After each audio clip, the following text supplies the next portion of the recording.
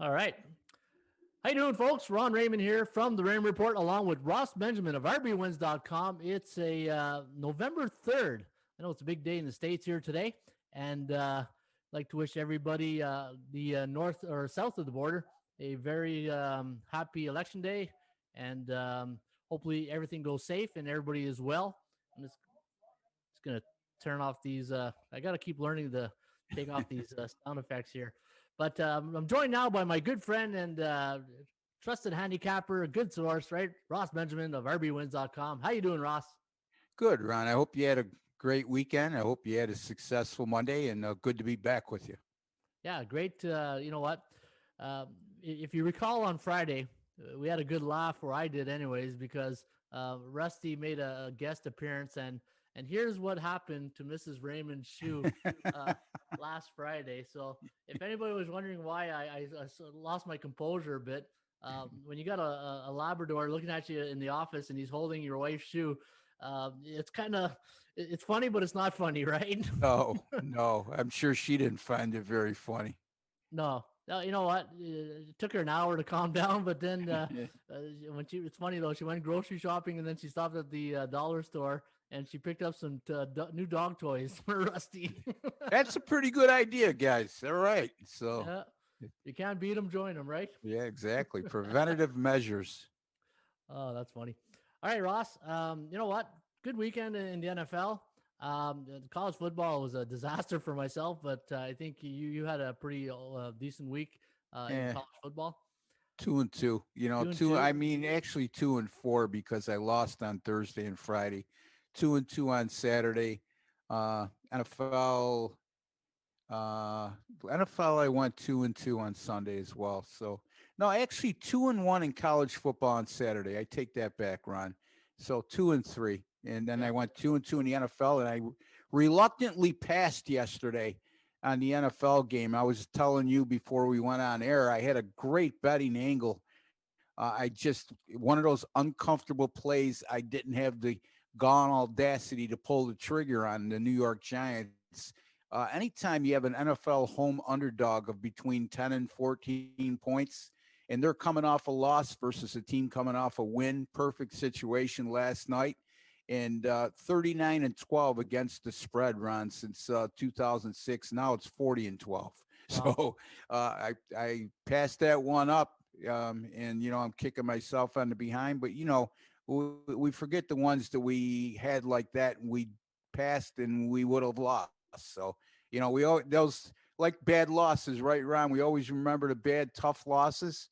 The bad beats, as they're called these days, and we never remember the ones that we win luckily on, you know. So anyway, that was the story of my weekend. How about yours? Yeah, Saturday was a complete disaster. You know, 0-4 my premium picks with the college football, but nice little bit of a bounce back on Sunday. We went 3-2 in the premium and 1-0 with the Raiders. So 4-2. Last night we gave out the under in that game. Unfortunately, it lost at the last minute. Oh boy. But yeah, it was 28-24 on the computer pick. So a lot of people I know on the Rain Report stream yesterday were looking at the Giants. So hopefully they were able to ride the computer pick again. And the computer pick had a good weekend. And we'll get to that in a few minutes. It's had a good year. Yeah, not a good weekend. You know what? It's had a great year. Yeah, I think I'm just going to retire and just have the computer do the show. Exactly. But, hey, Ross, we were talking off air, and you know, one thing I love doing is crunching numbers. And when I see the type of year we're having right now, and I look at, you know, and you know, when you're watching a game and when you see a score like Miami, they go up against the Rams, there's that comfort level knowing in your mind, like, okay, I think we're good here. Right. Yeah. I don't get a lot of those feelings this year in watching games. Watching the NFL this year is like watching the last 2 minutes of an NBA basketball game. It's just, it's coming down to the last couple of minutes, the last quarter. And I said, you know what? I'm going to dedicate myself this on Monday, and I'm going to crunch all the games to find out the margin of victory along with the bookmakers line. I'm going to share with you that right now, the findings that I came up with. I think you're going to be a little bit surprise here. Do you see this? Yes, I do. Okay, perfect. All right, so here's in this section right here, Ross. I said let's go see all the games this year that had a margin of victory of 3 or less. It came down to, and here's the. I'll do a little quick summary here. So far this season, games that finished with 3 points or less, 27 games out of 119 games for 22.6%. Games that finished 7 points to or less, 20.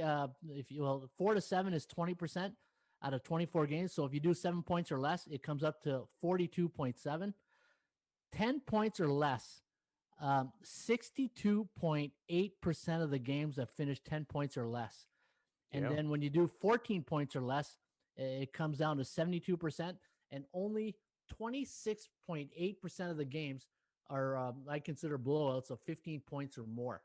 So pretty, when you look at parity in the NFL. Parity in the NFL. And this is why, and the reason I'm doing this is because anybody who thinks it's easy to win in the NFL picking winners, you're again, this is where I go back to the Raymond Report, Ross, where the percentage play is so important in my view. Value and the percentage play to me are one of the two most important things. Now look at this. Games that finish 3 points or less. Home teams have won 17 of those games, road teams 10%. So 63% of the home teams are winning those games of 3 points or less. And the average line is minus 4.7, and the average total is 48. And the outcome, so this is the perception, and here's the reality. The reality is the total normally lands on average 52%, 52 on numbers on games that finish in a 3-point margin. So, when I'm doing my handicapping now, I'm going to start looking, okay, and you can't predict the final score, right? But the thing we do have is the perception side of things. So the perception is when we see a line, let's say, for instance, we see a line of -4 and a total of 47.5 or 48. Well, I'm going to go look at these games knowing that's the average medium here.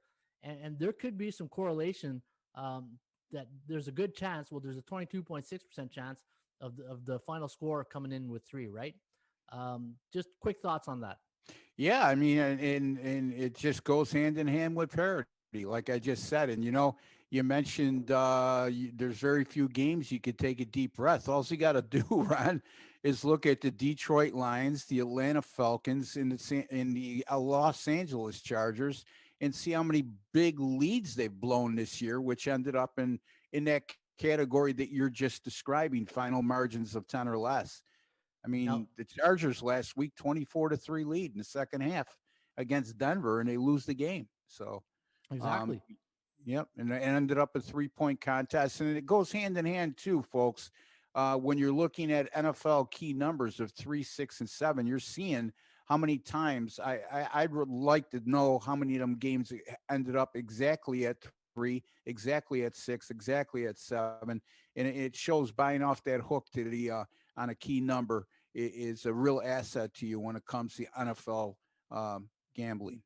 And let's talk about that key number. I remember talking with Greg Dempson years ago, and when I was doing my database, we would talk about the key numbers: the 3, the 4, the 7, the 9, the 10, what else was there? 13, 14, right? You look at those final scores now. Scores that finish between 4 and 7, so like say 24-20, 27-20. Look at the total on those numbers. Now, 11%, 11 wins for the home team, 13 wins for the road team. But look at the total: 17-6-1 to the over when a game finishes of a margin of victory of 4-7. Now, okay, this is this year, Ron. This year, yeah, okay, that's pretty solid. Yeah, but the thing is, how do you predict a game is going to finish 4 and 7? Yeah, right? That's the hard part of the equation, So, but here's the thing, and I always talk about where's the indicators. Here's an indicator: when a line is -5 and the total is 47 on average. Because when I look at all these games that finish on 4 and 7, look at the average line here. And I took the road team, like the favorites and the underdogs, so you don't see any minus. I just took if it was a -5.5 or +5.5. Yeah. So 5.5. So this key numbers, right? 5.5, 8, 3, 3, 7. And you can see right here, the average line is 5 and the average total is 47. So I'm going to play with these numbers a bit more. And if I see these numbers landing on this here, and it's hard to predict if the score is going to finish on this, but 17-6 when the total lands on the final score lands on the 4 and 7.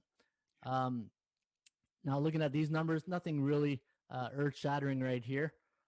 Looking at here, 8-5, 9-4 to the home teams of margin of victories. Let me see. There was, and I also did 6-10. Okay, yeah. So here's the other one: blowouts.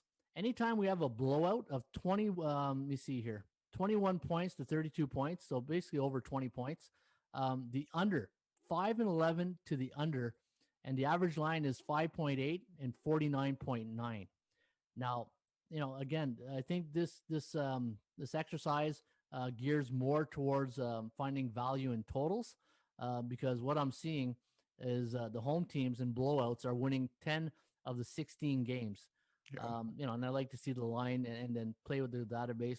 Again, you gotta predict the final margin for even to look at those totals. And if you're predicting a final margin of 21 or greater, you gotta I would say you should bet the point spread because you know what I mean. Yeah, If you're winning by 21 points or more, you got a better shot of.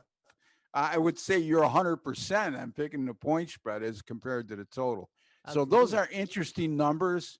And I don't want to be the devil's advocate, but I'm going to have to be. You still have to predict Yeah. the final margin of victory. So But the reason why I'm doing this, Ross, is yeah, knowing your market. yeah, I always talk about the current market conditions. Now let's look at it from the other side of the counter, the bookmaker side. Um, Same thing. I did all the scores, and now what I did is I did on the total on the line. So when the line is pick'em to -3, there's yeah, been 38 games in that range this year. 32% of the games this year that the bookmaker lays out has a pick'em to -3, and the average win margin is 9. yeah, So let's take a look at this here. The average line of pick'em to 3, the average total when it's 0 to 3, pick'em to 3 is 49.1. Here's an interesting stat: 63% of the road teams are winning those games. wow, If, yeah, yeah, that's interesting. that is Yeah, interesting, right? So there was a method to my madness here. Um, yeah, Now, looking at the total, the average total that they when the line is pick them to 3, the average total that the bookmaker. So this is the perception of the what we always talk about, perception versus reality. 49.1. Here's the reality. The average score ends on 51. So a 2-point difference to the over. But look at this. Talk about the bookmaker being bang on, yeah, 19-19 to the over under. But this is interesting, Ross. yeah. Any teams that's a pick 'em to 9, the margin of victory is on average is 9. Pick them to 3. I mean, Yeah. yes, yeah. The average is 9. If I could just add this in, because I just did a study this week for one of my colleagues who insists the teasers are good plays. Um, NFL since 1980, anytime you have a favorite of 6.5 or less in the NFL, and they win the game straight up, okay, they cover 81% of the time anyway. So my point being is, if you think you're getting a big value by buying down a 6-point teaser from 6.5 to less in the NFL on a favorite, guess what? If the game, you need to win the game to cover it as a teaser, and that's the objectivity behind that move for people to buy it down from 6.5 or less in get on a 6-point teaser. But the bottom line is if you won the game straight up, you're going to cover 81% of the time anyway. And Ron, that's just one half of the teaser. So I wanted to throw that in because it sort of goes hand in hand to what we're talking about here. Yeah. So stay Yeah, away from not teasers, I'm not a folks. big teaser guy because once you Yeah, start getting in teasers, then it's and knowing how I am, then I yeah, become obsessed, and then I got to go find angles to beat teasers, right? And it's tough yeah, enough yeah, to beat.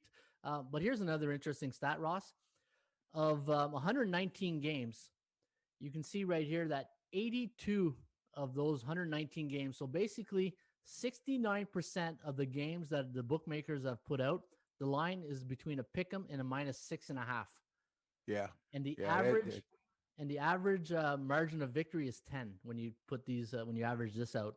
Yep. Looking at this here, when the line is 3.5 to 6.5, 20, and the average total is 49, and the reality that the outcome of the games land on 51 on average. So again, a 2-point difference to the over, 26, 17, and 1 to the over. So if you see a line that's 3.5 minus or plus, and the total is about 49 on average, this season so far, the over has cashed in 26, 17, and 1, and the margin of victory is 11. Yeah, and it's hard to compare it to any other year because of the high totals we're seeing this year too. Yeah. So I mean, somebody might say, okay, that's this year. What's the bigger sample size? Well, it's hard to compare what Ron's saying right now when it comes to totals to a bigger sample size, because the average totals this year are probably 5 to 6 points what they would be going back to 1980, for example, if not more. Right, Ron? So these numbers this year, especially when it comes to totals, take on a whole added significance. Yeah. One thing that's interesting is this: a pick 'em to -3 or +3, road teams 63%, 3.5, 3.5 to 6.5, home teams 59%. So a little bit of a difference in win percentage when it comes to the number that the bookmakers posting, perception versus reality, like we always talk about, right? Yeah. And now here, a line of 7 to 9.5, the average total is 48, and the average line outcome again 51. And maybe this is why we saw so many overs come in the first few weeks. And I was talking to a buddy of mine this morning about the totals and what's going on. How come there's so many high scoring games? And we boiled it down to, in this COVID era, I don't think anybody is hitting during the week in practice. Well, and again, they didn't have any preseason game. I said that 4 weeks ago. Your buddy didn't discover the wheel. I mean, in all due respect, I mean, they didn't. There was no preseason games, and from the get go, I've been saying right along the fundamental tackling is lacking. Ron, I mean, all you got to do is look at the New England and Buffalo game this past week. New England's tackling and Buffalo's tackling was absolutely horrible. Then you combine the fact that teams go on the road now and they're not having to deal with crowd noise, so they're able to easily change the line, play at the line of scrimmage, where sometimes that becomes a communication barrier, and they do away with audibles. So there's a couple different reasons why, and those are two specific reasons, in my opinion, that are the most attributing to the high scoring games. Yeah, I would love to see if there's any site out there that has stats on missed tackles. I would Yeah. love to see what team is leading the league in missed tackles, because I guarantee you that the over is probably There's a lot of analytics sites out there that probably would, I would almost say certainly would give you those types of statistics. So one I think is Pro Football Forecast. There's a lot of them out there. All you got to do is look up NFL analytical sites, Ron. Yeah. I'm sure you could access that information. So here's my last finding here, Ross. Teams that are -10 or +10 to plus 19.5 on the total. I mean, the side, like the Chiefs were against the Jets this year. There's only been 10 games of -10 or higher this year, believe it or not. The average total of those games are 48.3, 6-4 for the home teams. But look at this. This is the only one that has the total lower than the forecast of the perception of 41 points compared to 48 on the total. And the under is hitting 70% this year on totals that are on sides that are -10. So that's why one reason why I went with the under last night within that Jets game. And it was looking Giants game. It was looking good till that Golden Tate caught that last touchdown. Yeah. And the average margin of victory of 10 or more is 15. So a lot of numbers. Like I said, I spent all day yesterday combing through these and finding Interesting stuff, Ron. Good job. No, it's good Yeah. information. And folks, I will post this in another video on our YouTube channel, and it'll be up, and I'll try to put it on our website today as well.